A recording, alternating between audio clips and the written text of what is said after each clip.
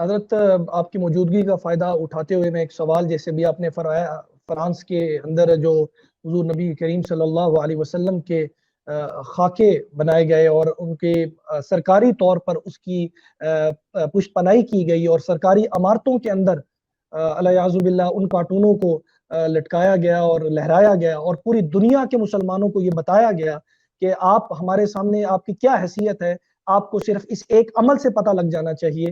حضرت میں چاہوں گا کہ اس حوالے سے بھی آپ اپنے خیالات سے ہم سب کو مستفیض فرمائیں گے، اور آپ کی رائے اس حوالے سے کیا ہے وہ انتہائی قیمتی ہوگی۔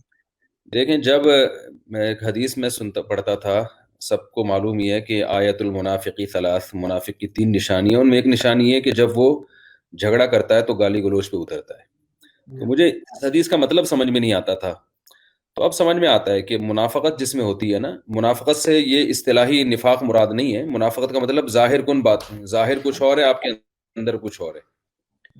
تو جب انسان دلائل کی دنیا میں عاجز ہو جاتا ہے تو جس کی طبیعت میں منافقت ہوتی ہے نا، وہ گالی گلوچ پہ اور ایسی غیر اخلاقی حرکتوں پہ آ جاتا ہے۔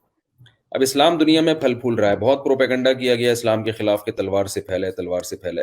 اب ساری دنیا دیکھ رہی ہے کہ اب تو تلوار مسلمانوں کے پاس ہے ہی نہیں، لیکن اب بھی پھیل رہا ہے، اور فرانس جیسے لبرل کنٹری میں پھیل رہا ہے۔ تو ظاہر ہے پھر یہی کچھ، ان کے پاس اب دلائل تو ہے نہیں، اور نعرہ ان کا ہے کہ آزادی ہے رائے، تو ظاہر ہے پھر وہ اسی طرح کی اسلام دشمن قوتیں جو ہے نا، وہ اسی طرح کی حرکتوں پہ اترتے ہیں، غیر اخلاقی خاکے بناؤ، یہ تاکہ مسلمانوں کے جذبات کو جو ہے وہ ان سے کھیلا جائے۔ تو یہ وہ انہی غیر اخلاقی حرکتوں میں سے ایک حرکت ہے کہ جو شکست خوردہ آدمی ہے جب دلائل کی دنیا میں ہارتا ہے تو وہ پھر فسق و فجور پہ، گالی گلوچ پہ اتر آتا ہے۔ تو یہ توہین آمیز خاکے یا اس طرح کی چیزیں، یہ اسی کا ایک یوں سمجھیں کہ ایک مثال ہے۔ جی حضرت، یہ جو کہا جاتا ہے فریڈم آف سپیچ کا جو ایک سہارا، جھوٹا سہارا لیا جاتا ہے، اور بار بار آزادی اظہار رائے کے حوالے سے بات کی جاتی ہے کہ ہم نہیں روک سکتے کیونکہ ہمارے ملک کے اندر فریڈم آف سپیچ ہے، آزادی اظہار رائے ہے۔ تو حضرت سوال یہ ہے کہ اگر آزادی اظہار رائے ان کے ملک میں ہے اور ان کے ملک میں ہولوکاسٹ پر کوئی بات نہیں کر سکتا، کسی اور مذہب کی جتنے بھی، ہمارے لیے تو سب ہمارے لیے محترم ہے اور ہمارے لیے قابل احترام ہے، ہمارا تو یہ عقیدہ ہے کہ دین ان کے بغیر نامکمل ہے، لیکن حضرت جب ان کی شخصیت پر کوئی بات نہیں کر سکتا، چاہے آزادی اظہار رائے ہی کیوں نہ ہو، تو پھر کیوں بار بار حضور نبی کریم صلی اللہ علیہ وسلم کی ناموس پر اور ان کی حرمت پر، ان کی عزت پر بار بار حملہ کیا جاتا ہے؟ یہ کیوں کر بار بار ہوتا ہے؟ وہ یہ جو آزادی رائے کا ڈھونگ ہے نا، دیکھیں یہ تو ترکی کے صدر نے فرانس کے صدر کو بد دماغی کا طعنہ دیا نا، تو فوراً فرانس کے صدر نے اپنا سفیر بلا لیا۔ اب سوال پیدا ہوتا ہے آزادی رائے کا حق تو پھر ترکی کے صدر کو بھی ہے نا، کہ وہ کسی کو بد دماغ کہہ دے، تو اس میں کیا جا رہا ہے؟ کوئی گورنمنٹ کی طرف سے پابندی تو نہیں ہے؟ لوگ ایک دوسرے کو صبح شام یہی کہہ رہے ہوتے ہیں تم بد دماغ ہو، تمہارا دماغ خراب ہے۔ تو اب جب فرانس کا صدر اپنی توہین برداشت نہیں کر پا رہا اور اس کو آزادی رائے میں داخل نہیں کر رہا ہے، حالانکہ فرانس کے صدر کو فالو کرنے والے لاکھوں لوگ ہوں گے، بہت زیادہ، تو پھر یہ سوچا جائے کہ جس شخصیت کو کروڑوں اربوں لوگوں نے فالو کیا ہے، رسول اللہ صلی اللہ علیہ وسلم کو، اور فالو بھی بہت زیادہ کیا ہے، اور ان کے نام پہ زندگیاں تبدیل کر دی ہیں، تو ان کی شان میں گستاخی بھی صرف زبانی نہیں بلکہ خاکے بنا کے گستاخی کرنا، جو اس سے زیادہ گستاخی کی کوئی قسم ہو نہیں سکتی، تو اس گستاخی کو کیسے برداشت کیا جائے گا؟ تو اگر برداشت کیا جائے گا تو پھر ہلکی گستاخی برداشت کی جائے گی۔ پھر فرانس کے صدر کو اگر بد دماغی کا طعنہ دیا تو فرانس کے صدر کو خوش ہونا چاہیے، ایوارڈ دینا چاہیے ترکی کے صدر کو کہ ماشاءاللہ آپ نے آزادی رائے کا حق ادا کر دیا۔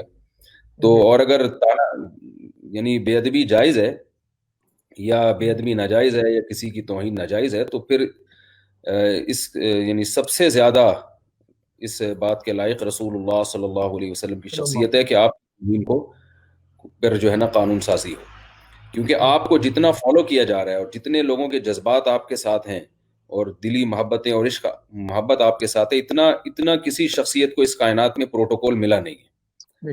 تو یہی ہے۔ اور باقی جو آپ نے سوال پوچھا نا یہ کر کیوں رہے ہیں، تو وہ جو میں نے وجہ بتا دی کیوں کر رہے ہیں آپ کو۔ جی حضرت، آپ کو یقینی طور پر اس وقت کہیں جانا بھی ہے، جلدی بھی ہے، ہم آپ کے شکر گزار ہیں، اس کے باوجود بھی آپ ہمارے اس پروگرام میں تشریف لے کر آئیں۔ حضرت ایک آخری سوال آپ سے میں پوچھنا چاہوں گا، اور وہ یہی اس حوالے سے ہے کہ حضرت آپ کی رائے اس حوالے سے انتہائی قیمتی ہوگی کہ یہ سب کچھ تو ہوا، ہم شاید ایکسپیکٹ بھی کر رہے تھے کہ یہ سب کچھ ہوگا، اور بار بار ہو رہا ہے، ایک بڑے عرصے سے ہوتا چلا جا رہا ہے، OIC کہاں ہے, 56 اسلامی ممالک کہاں ہیں, ان کی قیادتیں کہاں ہیں, کیوں کر وہ ان کی طرف سے وہ ریئیکشن نہیں آ رہا جو کہ ایک آواز ہونی چاہیے تھی, یکجہتی ہونی چاہیے تھی. اس حوالے سے تو کم از کم پوری دنیا کے مسلمان اکٹھے ہو سکتے تھے اور ان کے سربراہان اکٹھے ہو سکتے تھے. وہ سربراہان کہاں ہیں, اس OIC کا مقصد کیا تھا بنانے کا, اور اگر وہ مقصد پورا نہیں ہو رہا تو پھر اس کے رہنے کا کیا مقصد ہے؟ حضرت اس حوالے سے آپ اپنے خیالات سے. دیکھیں میرے پاس نا دن رات لوگ اس قسم کے سوال پوچھتے ہیں. ایک صاحب کا فون آیا, مجھے کہنے لگا کہ میں جب بھی اپنے گھر آتا ہوں نا تو میری بیگم مجھ سے لڑتی ہے, تو میں کیا کروں؟ میں نے کہا پولیس کو بتائیں.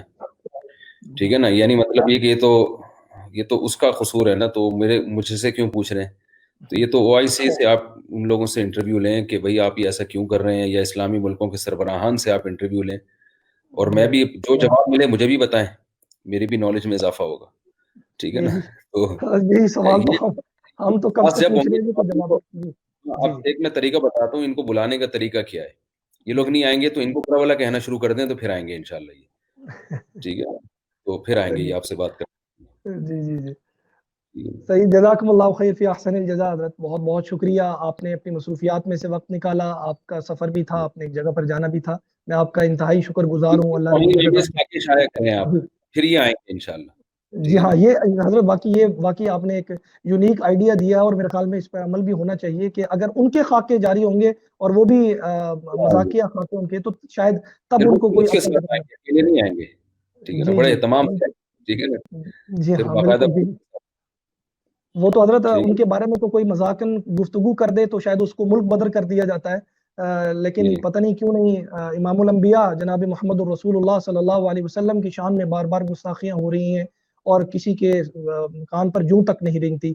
بہرحال حضرت میں انتہائی شکر گزار ہوں, آپ اپنی مصروفیات میں سے وقت نکال کر تشریف لے کر آئے. جزاکم اللہ خیر فی احسن الجزا.